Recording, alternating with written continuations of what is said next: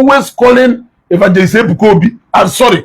In fact, Matthias actually was only calling out Father Mbaka with full force then. Not until Evangelist Ebuka Obi came up.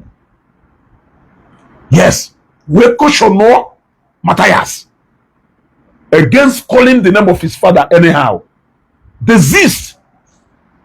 Matthias will say to our Ebuka, this is satellite. We see, oh, so then the very ringundo.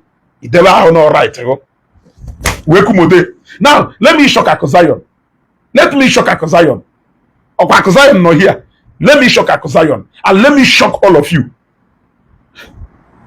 During that time, honor Apale Father Mbaka. Honor Apale Father Mbaka. Evangelist Ebuka Obi. We intervene. We turn satellite to Evangelist Ebuka Obi now. The same Matthias on a hash go squeeze any message. He was the reason why Matthias and Father Mbaka and the Evangelist Ebuka Obi fought out. You all, we are here. Were you people not here when this one happened? Now, when he constantly was disrespecting and insulting Evangelist Ebuka Obi anyhow, that was when Akozion intervened. Now, why Akozion intervened? Oh, but someone Akozion name with discussion. Where Akozion? Now, and now this man who got it that Afam Mbaka anyhow. Akozion webam no one mention no Mbaka by name again. Before you may times 2 if you marry and give Evangelist Ebuka Obi. This is the same person. Akozion was mbonye spiritual father na upon my father. Only spiritual father na upon my father. Semu malugodu daddy if a daddy would to him. Owe uzonye daddy na upon my father. Yes. Osi ne bua atwe. Nyam mention kwa Father Mbaka by name again. No ye may times 2 if you marry. Na Evangelist Ebuka Obi on akwafa or everything apata da na ikwu eko we wona na ikwu gono. You got to go. Onye pull the first far. You pulled it, you continue pulling it, you continue pulling it, you continue pulling it until the center could not hold. You now came back to come and do emotional blackmail so that you can Evangelist. There is a limit to how you can push a man. Yes. That is why he said, if you are so relaxed and comfortable that you will not come out, there are people who can come out. Yes. Whatever thing that transpired did not happen in the moon. You want to go? Everybody in the let him go and apologize. Let him go and apologize. Apologize for what? Now, Evangelist Ebuka Obi on area Enugu, bien ankeu, okusini marenji, okubru papa the same marenji, we be pay homage to you, Enugu. And I wonder why you continue making a reference of father son. And I said, a man that has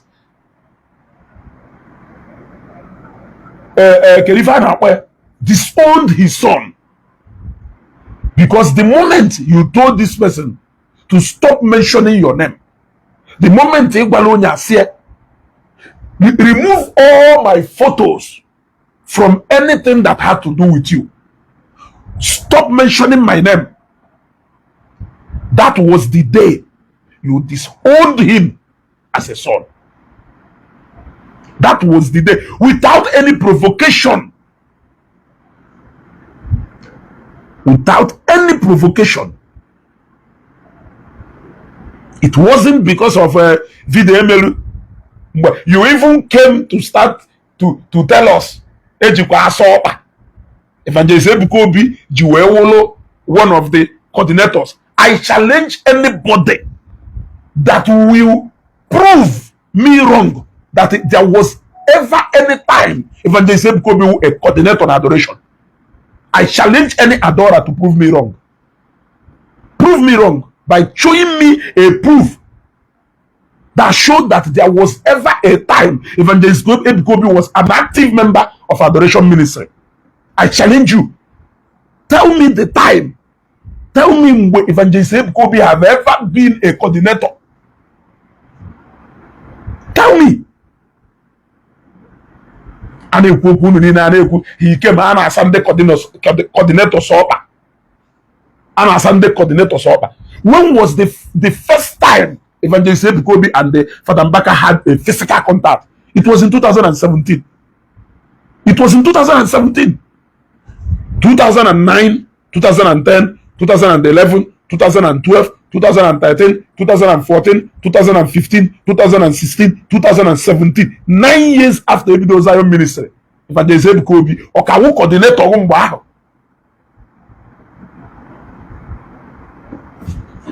Okawu coordinator mgbe ahụ.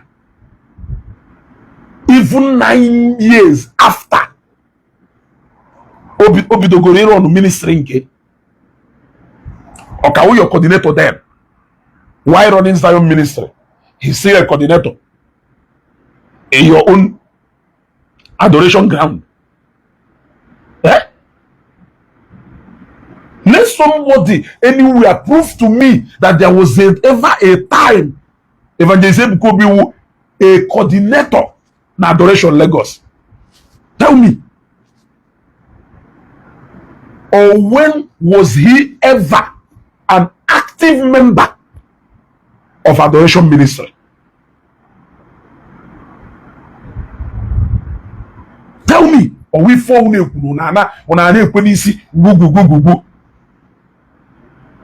then on that same day, as Almadu ni n'ọkpa.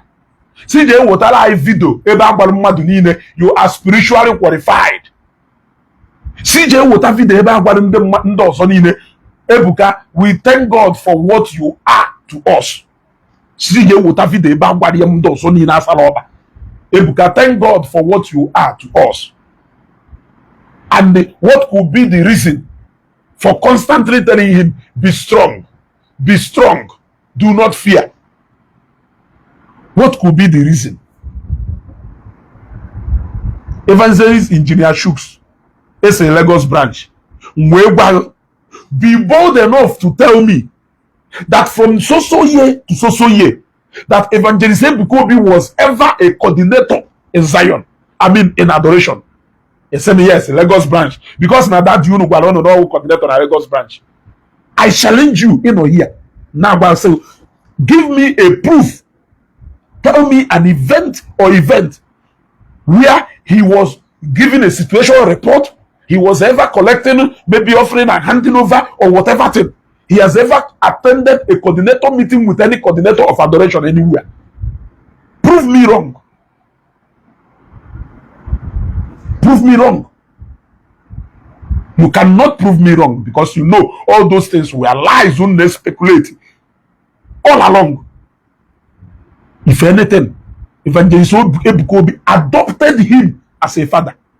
He adopted him as a father. Not because his ministry was not successful. He went to Enugu in 2017 with his entourage as the spiritual director of Zion Ministry, not in Lagos.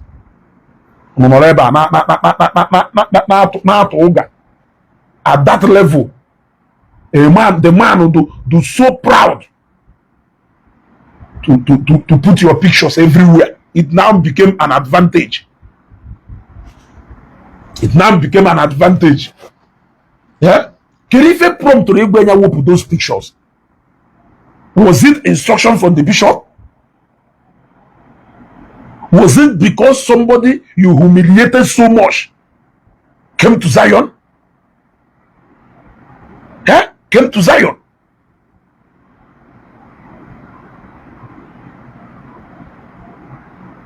Was it because of that? Center could no longer hold. If in a video, all need go realize, yeah, that the approach you used on that guy, on that man, let me not use hey God because that the approach you used on that innocent man, the wrong. What you should do is restitution, not emotional blackmail. Ebuka, I love you. We have seen the love. The love is so wonderful. The love is so wonderful. Yes, I mean that kind of love is so wonderful. A love you can show a man by coming out at social media to come and say that no, a man arrange. In Orukuo, onwere mgbe m kwuru no na-eme arrange nọrụkwa ebe ahụ ị na-ekwu na onwere mgbe ikwuru no na-eme arrange ọfa bụkwa na na-emekwa the same arrange kwuo na na-elezi prophecy ka black market kwuo na abuse go miracle ebe ahụ ka na-ekwukwo na onwe okwu mgbe ikwuru no na-eme arrange ọnụ halụ mmiri oge ọnụ na-ajụkọrọ onye halụ mmiri ya n'ezo ife onye ọ na-achọrọ osi mechie ọnụ ka ebere ya Evangelist Ebuka Obi gbodogbo ndị mmadụ ekwu n'okwu ọnụ fụghị onye na-achọ ikwu okwu ọdụrụ kwụsị suppress onye ahụ so that asị unu nọ all along agwago m ndị na-ekwu na nọ maka Father Evangelist Ebuka Obi ka eji wee kwụsị Father Mbaka ịbịara ọnụ program na Lagos.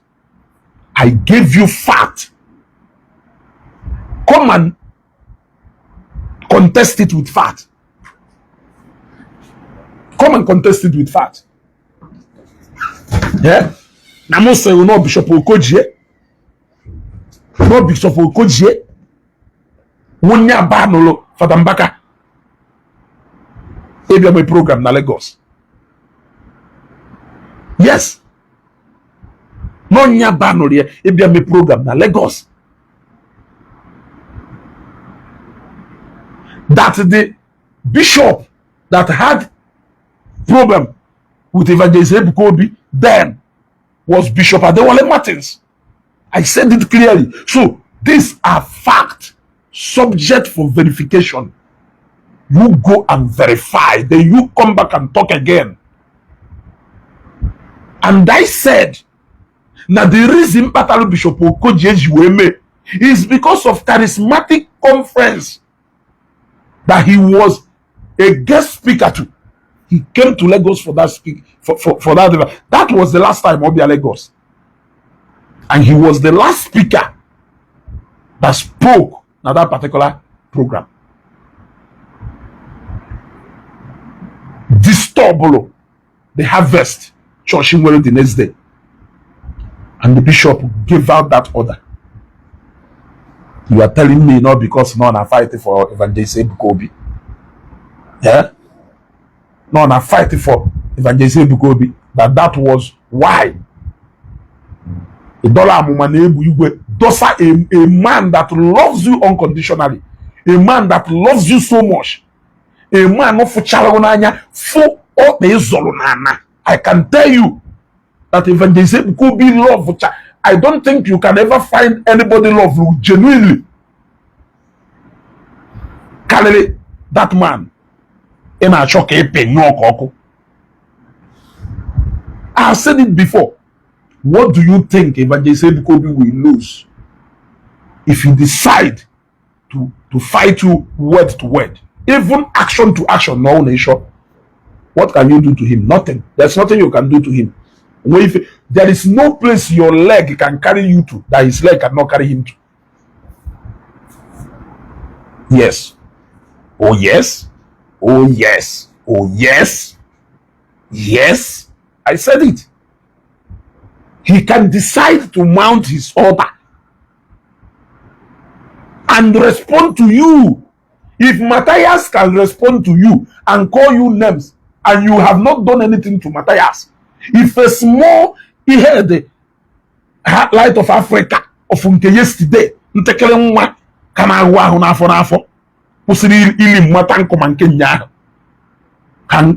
come on Facebook and proudly insult you and call you names.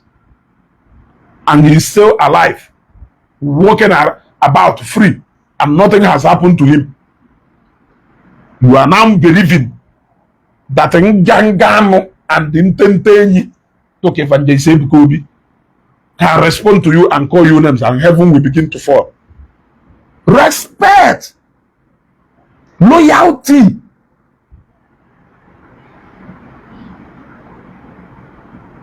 Respect and loyalty. Love, ifunanya. That is the only thing. Even all the Catholic priests, ifunanya to all of them. It's just that Nankeru Kale, and you know it. Chimozo, if you bodife, cause woman na problem, on a cause problem. If it's your okay, mission, call Garana Toga, call Gana fly, no, not they cause the problem. That they will Mike, will go in pulpit now, a say, a broken record. No, see about Wopu, a semi you had on the problem. Eh? Muje force won't go through one day. Muje force won't go through the other time. Muje force nya if any no good. No, na they cause the problem. Which problem can I cause? Eh? Which problem can I cause? Can I do? Or move there for the Mbaka script if any no na be ekuma Evangelist Ebuka Obi. Oju we won mo na cause.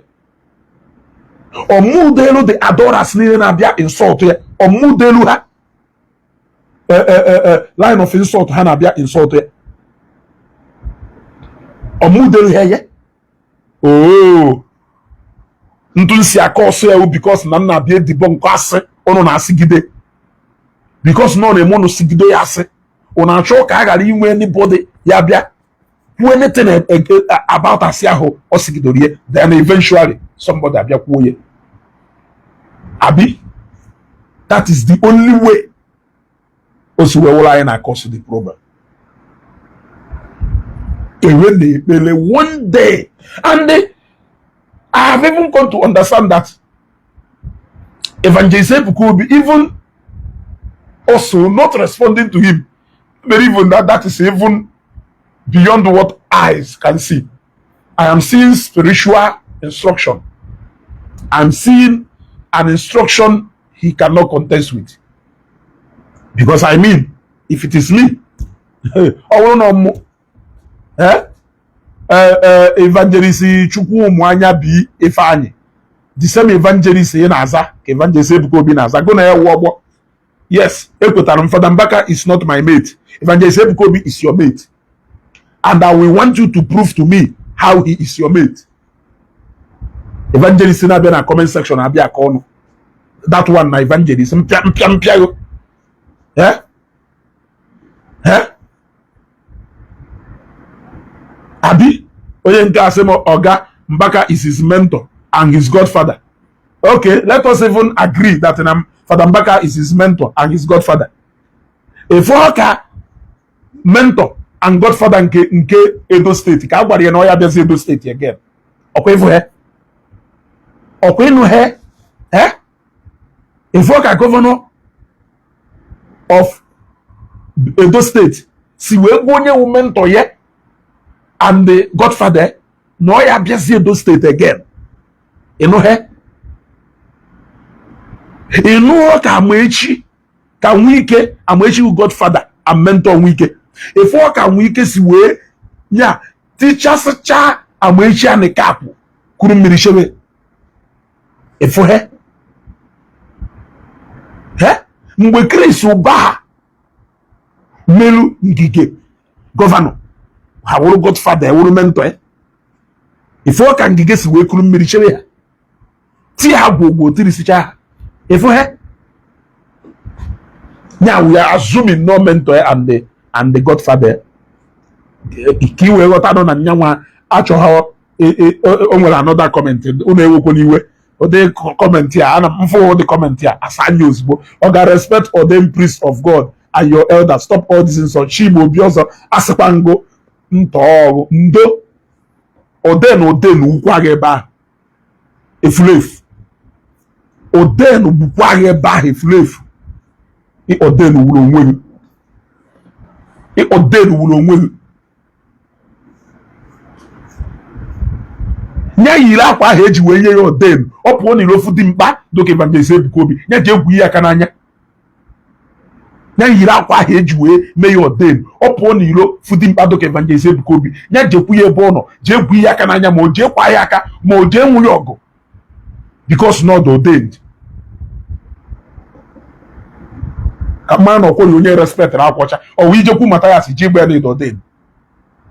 Matthias and we feel need ordained. Joku Matthias, but we joku head there, but we joku Mazidibia.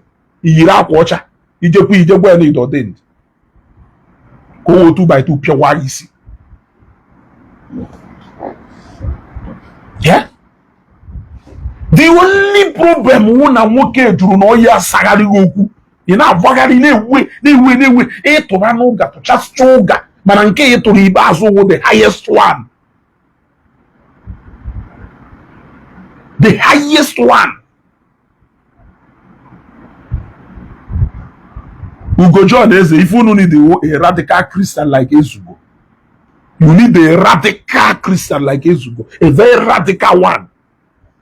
I've never seen all these adoration hungry bloggers ever address Matthias. I have never seen them address the Mazitibian and do to her. I have never seen them address them. The only person Hannah addressing wow, Evangelist Ebuka Obi and the whole Zionites. Because now I couldn't Obi before you 30 years ago. Dominate go. Dominate is in my dad. I won't go na the odogwu tata nwuruzi odogwu oju na oya acha. Omo kwechiri kwa semo emokona ma wu na odogwu emu. Yeah. Epota na social media no na social media koto onye owo mecha apo ye mafa. Le ecosis. Eh? Kirife for issue threat. Shiata Zeni Bazo, I love you. Love one, I love you. I love you. Afalongenanya. Egbe n'aka nni. Egbe n'aka mma n'aka ekpe. Iweruzi obi na-asị afalongenanya ka ọ ya onye ahụ bịa. Gbagagagagagagag. Chima ọzọ akwụrụ 100 million ọ kaghị obi ga-ewepụta ka ekwuo m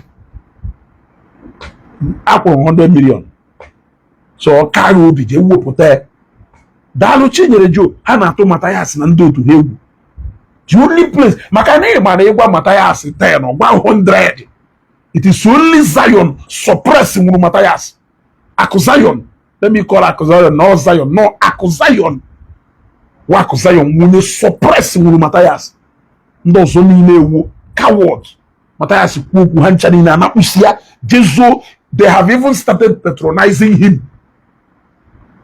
ha ebido na self na patronize ya na romance message sie anya na amakudo message sie woruzie ye na amato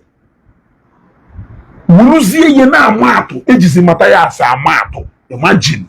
That is how bad it has gotten. Ejizi Matthias na amato. Father Camillus Utimbodombo Jesus. Prove them wrong. Let posterity be the judge.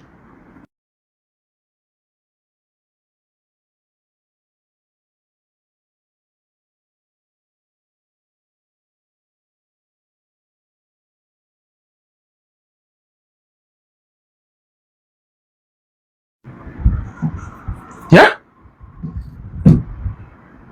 You gotta go. Ugo John Eze. Peace buoru dia.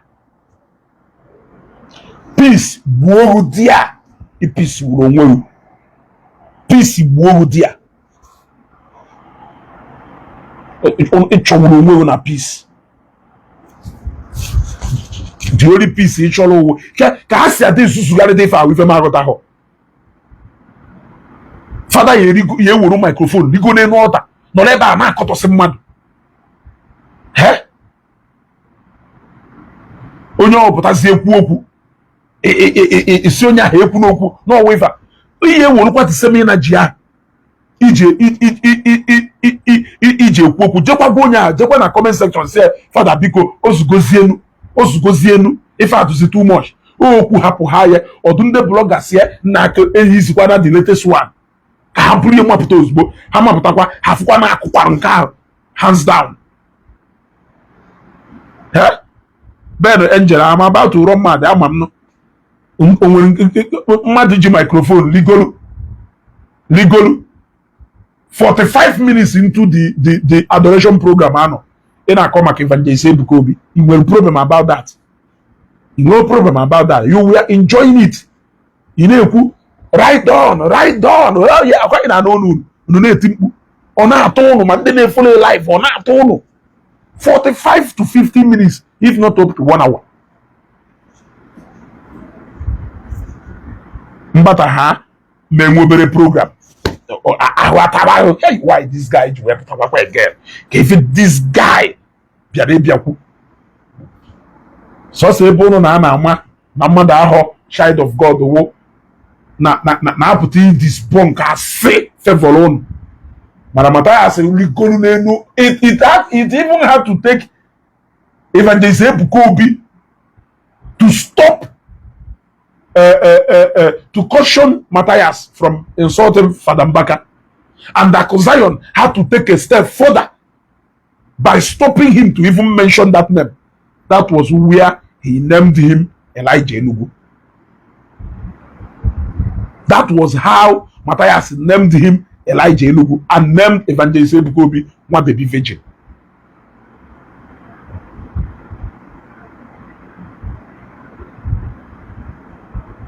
Yes, all of you, all of you, all of you, no then. When Matthias was hammering him left, right, and center, Evangelist Ebuka Obi spoke from Zion, Lagos. Obido insult Evangelist Ebuka Obi. Akozayon, why you so nampolamu? Where say you dare not mention this name? It had to take Evangelist Ebuka Obi to publicly address Matthias, and that Zion had to take steps further to stop Matthias from calling your own spiritual father by name. Some of you even joined them to insult Zion. Alleging Evangelist Ebuka Obi about it. That is how ignorant some of you do. What was the origin of all those drama that led to the arrest of Matthias? If not because he was insulting Father Mbaka and the daddy intervened, he started insulting daddy now, alleging all manner of accusations against him. Akosayon way back in. Akosayon way step in. It has to take Akosayon to stop Matthias from mentioning that name Mbaka. He now started calling Elijah Enugu. And he now baptized Evangelist Ebuka Obi one baby virgin.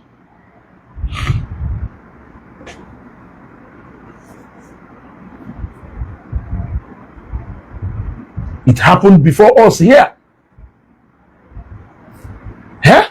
It happened before us here. So say bono na enwe power na onye na-eji ụka kpọ ha afa Father Mbaka. Mana ndị ji ata akwụ muri na-esi nri aja. Una abụmọnụ na ahụ ejebe ha. Abụmọnụ na-eme olute ebe fa nọ. Abụmọnụ the fact that na abụmọnụ na when you talk about one man of God, a insult or you wear blessing. But insult all the other person causes it. So is the theory I am still finding difficult to understand. You can insult Evangelist Ebuka Obi anyhow, call his name anyhow. Nwoke dundende mmadu nekwo ka giant ye ha n'ime mmụọ, nekwo ka okpokpu n'ime mmụọ ha, ntente giant nwa nkapụdo ka ga na-akpọ ya afọ anyhow.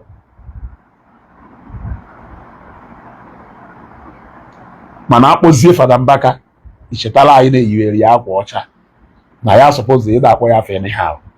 Chineke ya akpọwa ọkụ.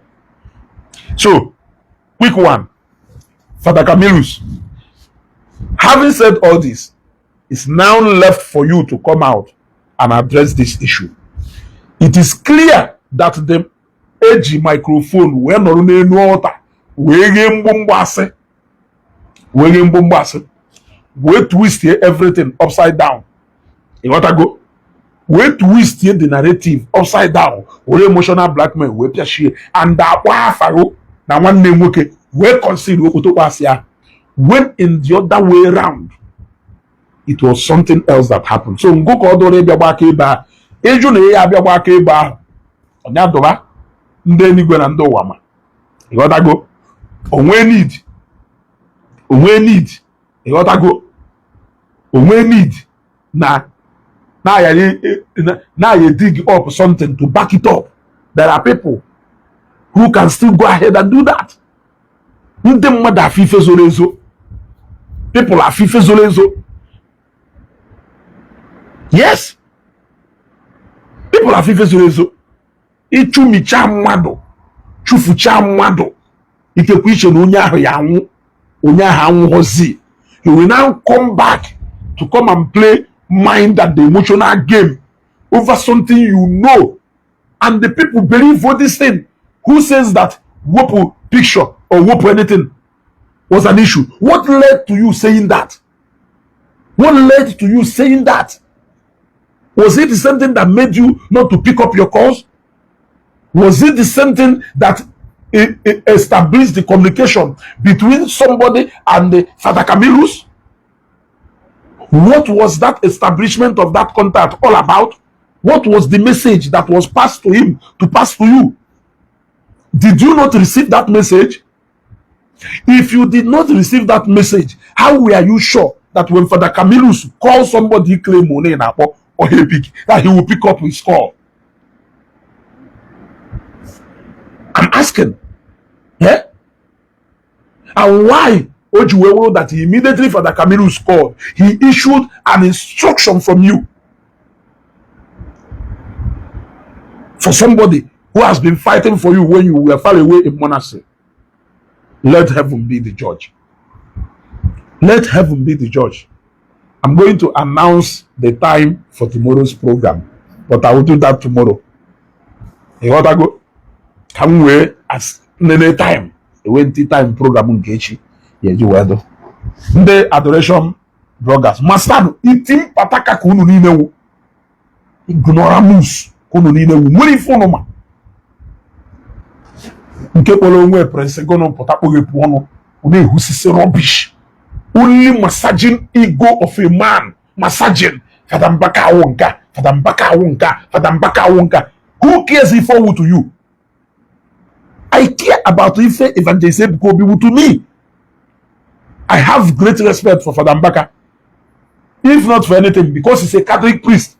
Even if I don't go to adoration, I don't have anything to do with his ministry in adoration. At least he's a Catholic priest. But have you ever bothered to know who Evangelist Ebuka Obi is to me and what he is to millions of people scattered all over the world? In order na tatogeri ono Father Mbaka awonka ndị ọzọ okia kwunuru ife niile ahụ ị na-ekwu the same way isi eto n'Igbo ife ọwụ na mmụọ ka ndị na-ejikwa nke Evangelist Ebuka Obi si wee marakwa ife ọwụ na mmụọ, mana ngwa mutual respect is the key. Ihe aghọta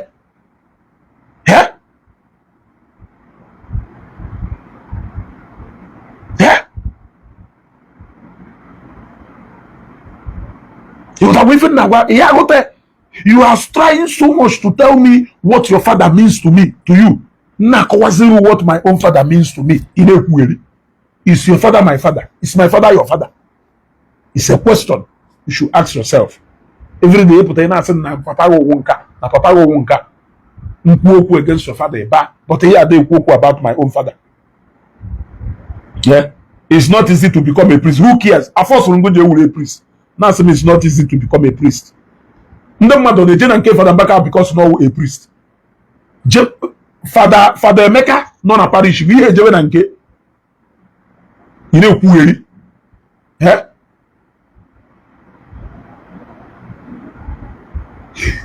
Ajolonga ajuju we sego.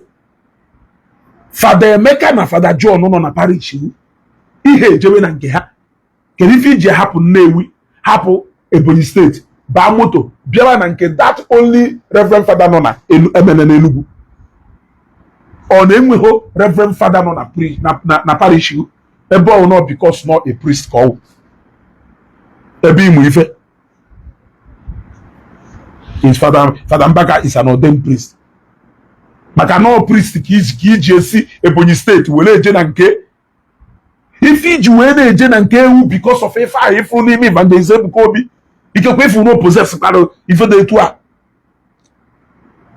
or if you na akpoje ndị mmadụ na Zion ojeru there, it's not because no a priest. Yes, it's not because no a priest. And with so many priests hand everywhere. Man no mun na yo. In a priest no mun na. Umwe na family umbo for the name. Irrespective don't get on a family. So Father Mbaka is a priest. It's an ordained priest. No, it's because no ordained priest or where.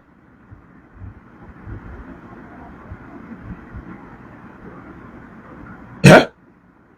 No, it's in make. How many times have you taken to educate Matthias Nando to her? Why am Father Mbaka an ordained priest? Cindy Shioma, join on open heaven for God's sake. Yeah? It's time for open heaven. Join one open heaven for God's sake. We will join later. What is all this? Let respect no man something. It's time for open heaven. Join open heaven. We will not all join at the same time. Yeah?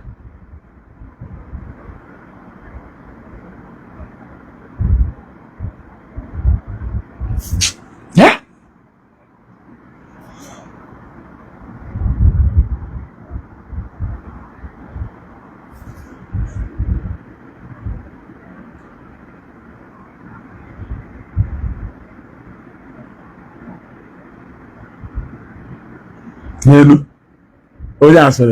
When we are to deal with a case like this, you think we should put emotions aside and let logical reasoning thrive. We can't be fighting each other while preaching the gospel. Since Mbaka sounded positive, I think we have to be patient and observe. No, he should be calling the shot now. Alpha and Omega call. Since he sounded positively. We should be calling the shot now. He should be calling the shot while other people follow. Okay? You people should stop this superiority complex on the water in all these things. If you okay Belgium, okay Belgium, come kaye dewe na no paga magnet na goma he wo ife mbolo kwa isi ewu or else so go na threat nkanka threat enwe isi kono ya di kwueri onye ofu ni lo chikola anya we go na anya ka gono onye kwu ni okwu onye ofu ni lo chikola anya ga wi igu na anya ka touch onye kwu ni okwu oya tani chom no ofu ni lo noise ni na ho na making us Facebook disappear immediately off flow ni lo ndala. He should be calling the shot while other people follow. You people should stop that superiority complex and apply common sense, mutual respect, or nothing. Anything short of that, we cannot. Yes, he's still a priest of God. Go and tell that to Matthias now. You can't hypnotize him. He's still a priest of God, but you are not. Go and tell Matthias now that Father Mbaka is a priest and he's not. Even Agwaranya. Jegwe Matthias. Or Jegwe Okunwando. Second in command there. Jegwe no a priest called. Even Agwarum no a priest. My people will come back again tomorrow. You gotta go. Hit go point in tomorrow we'll start again. So Father Camillus, go call the Igbo go. You gotta go. Na our Lord spiritual. If you yesterday, na isiokwu adoro ye. Bia gwafa na eziokwu nkete adoro na nyawu ife. You gotta go. Eh? Adoro na nyawu ife mbe eziokwu. And you know,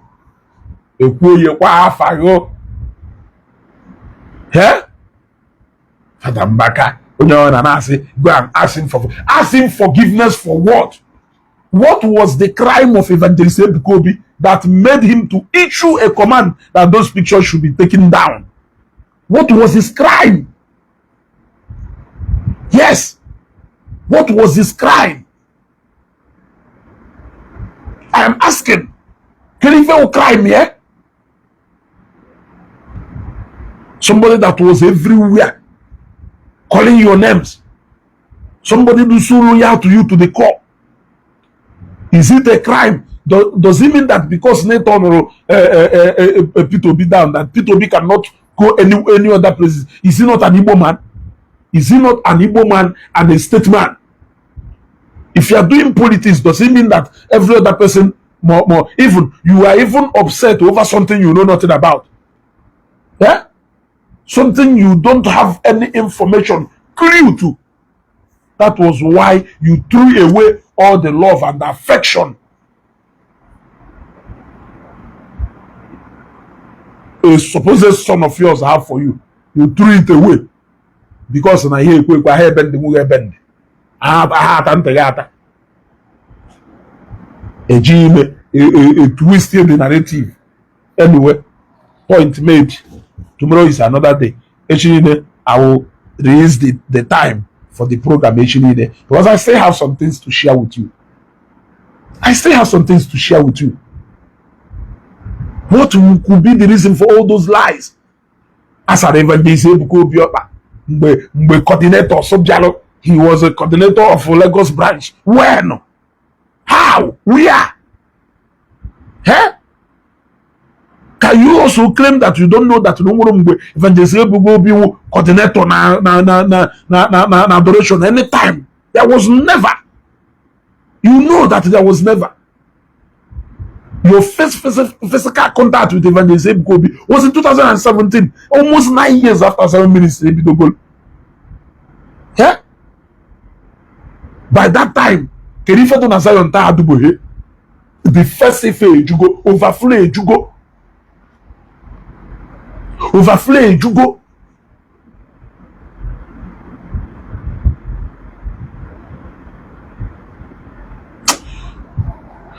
My people, Kabani Amala Madalon.